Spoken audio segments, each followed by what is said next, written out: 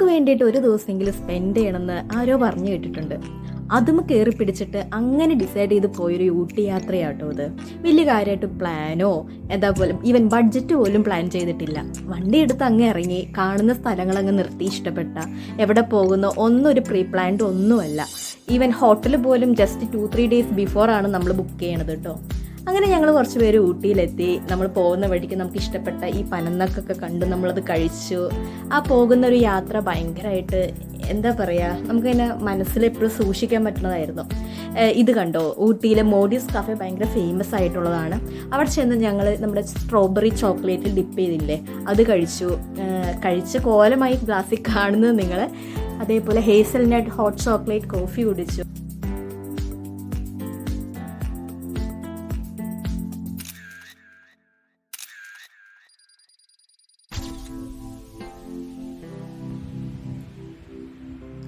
ഇത് നമ്മൾ സ്റ്റേ ചെയ്ത ഹോട്ടലിൻ്റെ ഫ്രണ്ട് വ്യൂ ആണ്. ഹോട്ടലിൻ്റെ പേര് ബിവറീസ് വില്ല എന്നാണ്. അത്യാവശ്യം കുഴപ്പമില്ലാത്തൊരു നല്ലൊരു സ്റ്റേ ആയിരുന്നു.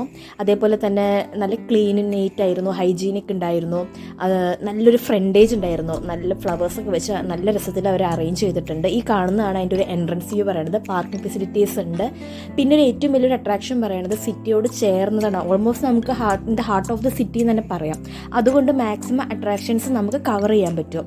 പിന്നെ നമ്മൾ ഫുഡ് കഴിക്കാനാണ് പോയത്. നമ്മൾ ഉച്ചയായാലും എത്തിയിട്ട് തൊട്ടടുത്തുള്ളൊരു ഹൈദരാബാദ് ബിരിയാണി ഷോപ്പിൽ പോയി. ഷോപ്പിൻ്റെ പേര് അതുതന്നെയാണ്. നല്ലൊരു ഫുഡായിരുന്നു നമുക്കവിടെ. ഹൈദരാബാദ് ബിരിയാണി അത്യാവശ്യം നല്ലത് തന്നെയായിരുന്നു, അവിടത്തേക്കാൾ നല്ലതായിരുന്നു.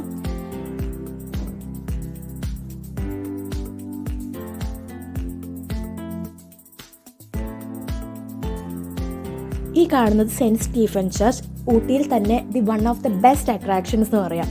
കാരണം എനിക്ക് ഭയങ്കര ഇഷ്ടപ്പെട്ടു ആ പള്ളി.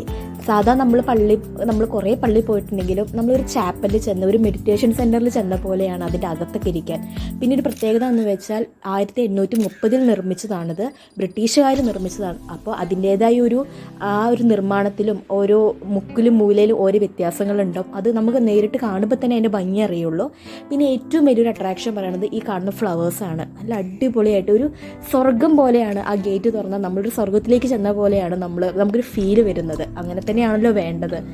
പിന്നെ ഏറ്റവും പ്രത്യേകത ആ പള്ളിയുടെ പുറകിലുള്ളൊരു സെമിത്തേരിയാണ്. അത് ഞാൻ വഴിയെ പറഞ്ഞു തരാം, അല്ലെങ്കിൽ നിങ്ങൾക്ക് തന്നെ മനസ്സിലാവും കണ്ട. നമുക്ക് ഇപ്പം എന്തായാലും പള്ളിയുടെ അകമൊക്കെ ഒന്ന് കണ്ടു നോക്കാം. വളരെ നല്ലൊരു കാം ആൻഡ് ക്വയറ്റ്. പിന്നെ തണുപ്പും കൂടി ആകുമ്പോൾ നമ്മൾ പ്രാർത്ഥിക്കാത്തവർ തന്നെ ഇരുന്ന് പ്രാർത്ഥിച്ചു പോകും.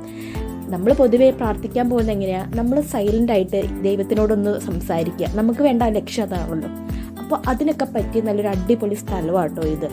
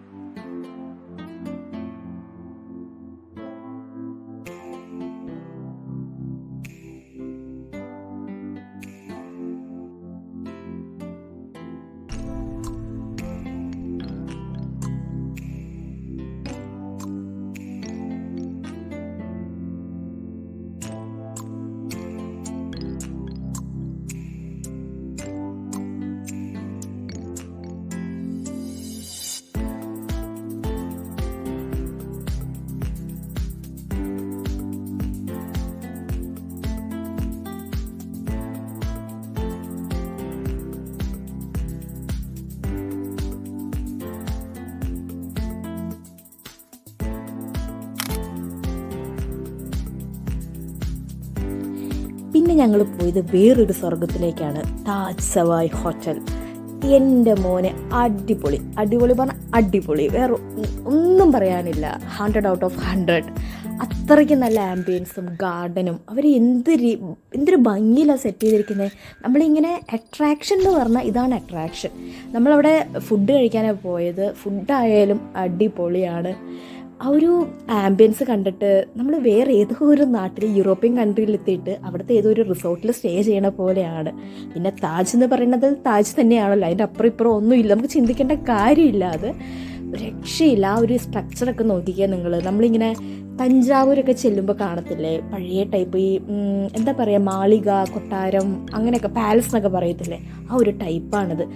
ഒരു ഭംഗിയും അതിൻ്റെ ഓരോ ചെറിയ ചെറിയ ഓരോ ഡീറ്റെയിലിംഗ് വരെ രക്ഷയില്ല. അപ്പോൾ നമ്മൾ കുറച്ച് അവിടെ ചെന്ന് കുറച്ച് അധികം നേരം നമ്മൾ സ്പെൻഡ് ചെയ്തു. കുറേ ഫോട്ടോസ് എടുത്തു. എത്ര ഫോട്ടോസ് എടുത്താലും മതി വരത്തില്ല. പിന്നെ ഞാൻ കേട്ടത് ശരിയാണോ എന്നറിയില്ല, കിലുക്ക മൂവിയിലെ ഏതോ ഒരു ഔട്ട്ഡോർ സീൻ ഇരിക്കുന്ന കസേരയിലൊക്കെ ഇരുന്നിട്ട് എടുത്തതെന്നാണ് എൻ്റെ കൂടെ വന്നവർ പറഞ്ഞത്. എനിക്കത് അത്രത്തോളം സത്യമാണെന്ന് അറിയില്ല. പക്ഷേ നിങ്ങൾ തന്നെ കണ്ടു നോക്കി ഈ വീഡിയോ കൂടെ ഇതിൻ്റെ ഒരു ഭംഗി.